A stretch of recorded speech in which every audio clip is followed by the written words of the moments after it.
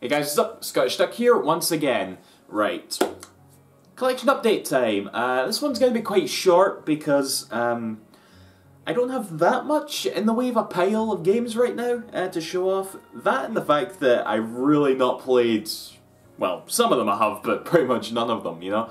So I'm not going to have that much to say, but I had to look at my calendar, you know, like what games are coming out and all that, because I'm kind of at a stage where I can't impulse buy any like old retro games. I mean, I will, but I'm telling myself right now I won't, which is why I'm going ahead with this collection update. So, let's go for it, shall we? First of all, I just got this today, actually. This is a Story of Seasons for the 3DS. Let's crack this right now, actually. This is the American version. It's not out over here yet, you know. For those of you that don't know, this was basically the sequel to Harvest Moon: A New Beginning for the 3DS, which was like my first proper Harvest Moon game. I just got so addicted to it, and I've played a few more Harvest Moon games since then, but none of them have really captured me in that way. But with this one being the sort of direct sequel to it, I was like, well, okay, I'll give this a shot. These 3DS cases are just a wee bit thinner than the European ones, but whatever. So yeah, but because Xseed grabbed the rights to localize the game, they couldn't actually call it Harvest Moon, hence why it's called Story of Seasons. And I imagine, like, the translation and all that and a bunch of other stuff aren't going to be as Harvest Moony as we're used to, but it's getting really good reviews, you know, which is really nice to see, so I'll definitely be giving it a shot. I haven't played my American 3DS in ages, not since I've got Shin Megami Tensei 4. I've still got Rune Factory 4 there as well, just collecting dust. I've not got around to that. Well, that eventually did make a European release, but I digress. And, yeah, just a wee... that thing's adorable. Wee rabbit thingy. I don't think this is synonymous with any Harvest Moon lore whatsoever. I'll put it up here next to Miku and Skull Kid, I guess. But whatever, yeah, that's Story of Seasons. Right, now next here, right, this was a little miracle, right? Don't ask me about this because I'll just show you. Earthbound. Yep, reproduction cartridge because this was never released in Europe, okay? Again, I went for a massive Mother phase there, and I was just like, I got reproduction cartridges of Mother 1 and 3, but I didn't have one of Mother 2, and I couldn't have that. Even though I've got it on the Wii U's Virtual Console, right, I needed to have this. So I did some Googling, and I just found this site that did it. It took ages to come, but it worked. You know, I popped it in. It seems to work just fine. I don't want to advertise the website because I have a fear that I'm just going to get hundreds of folks saying, oh, that's dodgy, oh, that's illegal, whatever. But I've got this cartridge, and I'm a happy chappy for it. So yeah, really nice to have a physical version of Earthbound for sure. Right, this, not a video game actually, but video game related, thought I'd talk about this. Bayonetta Bloody Fate on Blu-ray, it's the collector's edition as well. I remember just seeing like, hearing about this, seeing snapshots of it. This is basically a anime movie adaptation of Bayonetta. I just saw this in the shop, I'm like, oh, I heard about that, and I just grabbed it and went right up and bought it, and the sun's went behind the clouds there, now it's all dark and shit.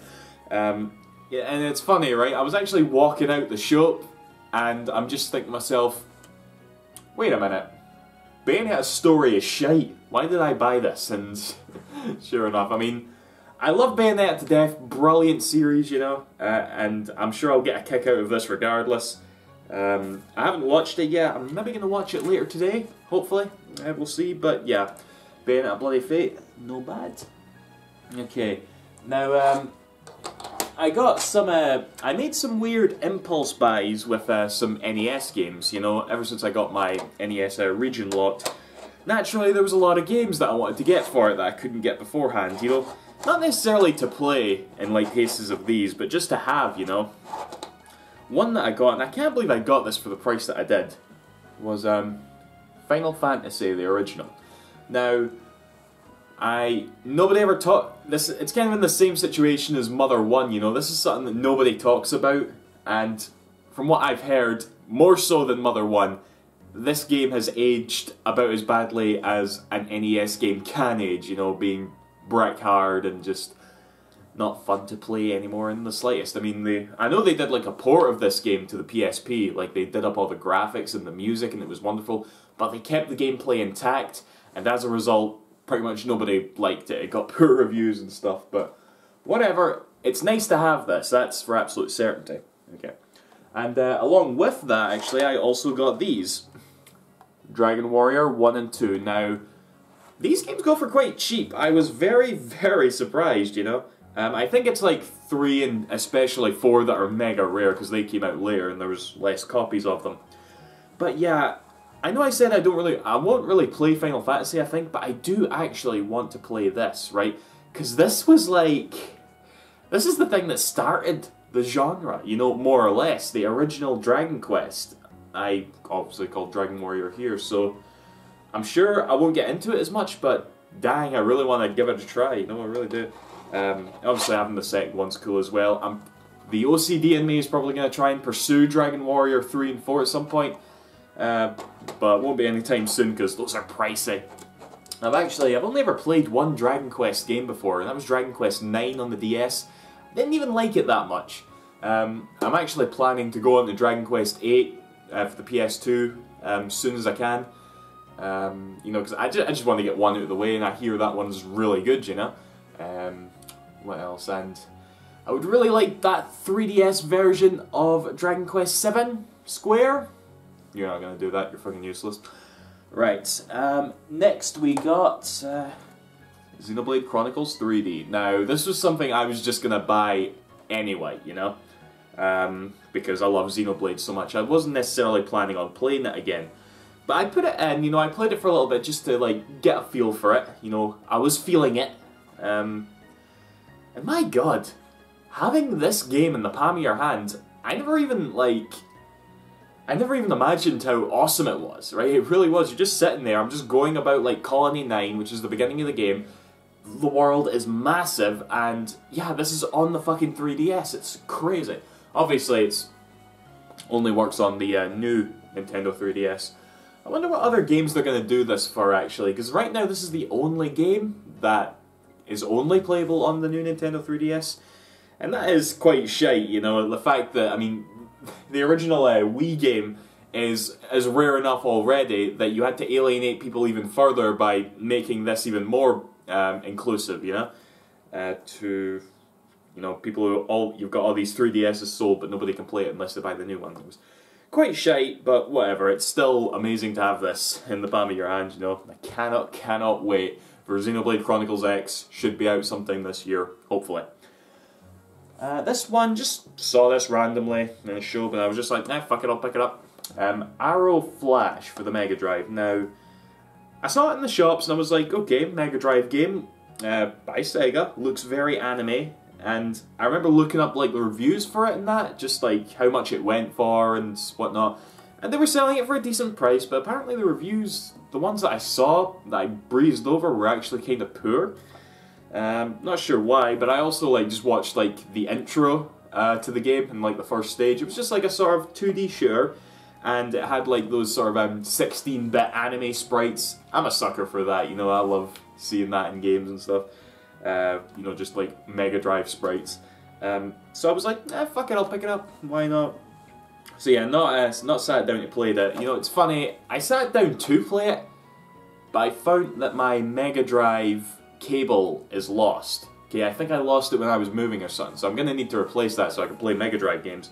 But yeah, I'll give this a go for sure. It doesn't look bad, it looks really good actually, and it's Sega made, I believe, so yeah, cool. Arrow Flash, I actually remember when I googled this initially to try and do more research, I just got a bunch of adverts about the Flash and Green Arrow crossing over in their TV show, so that was fun. Now, this last game, right, I was at D-Con the other week there, which is, it was a convention that happened in Dundee. Yeah, just last week. It was my pal's birthday. We just went out there. His girlfriend was selling stuff, so we had a table, and we usually just like go about and explore a wee bit, right? And last year when I went, there was this amazing retro gaming like table, you know? You just go over there and it's like hundreds of stuff, you know? It was like heaven for me, and I was so prepared to go there this year and spend shitloads of money, and it wasn't there. I was so gutted about that. We actually did find a table that had some games, but they were like just like throwaways, you know, just something on the side for the guy to sell when he was selling like his main stuff, which was like Warhammer stuff or whatever. And I'm just looking for them. I'm like, I guess I'll get this. Sonic Chaos, one of the infamous 8-bit Sonic games that no one ever talks about. I don't even know if this one's good or not, right? I don't know anything about the, you know, the Game Gear / Mega Drive Sonic games. I think Sonic 2, was it? That's the one where I think it's actually most famous because there's a bit in the game in the second level where you're in a minecart and Robotnik actually saves Sonic from his death just to fight him again, and like I always remember that. That's the bit I always used to get up to, and I don't believe this is that game, but whatever. It's a Sonic game. Me being Sonic fan, you know, it's like, okay, cool, action. Right, so yeah. So that's that, guys. Yeah, see you after. Thanks for watching. Bye bye.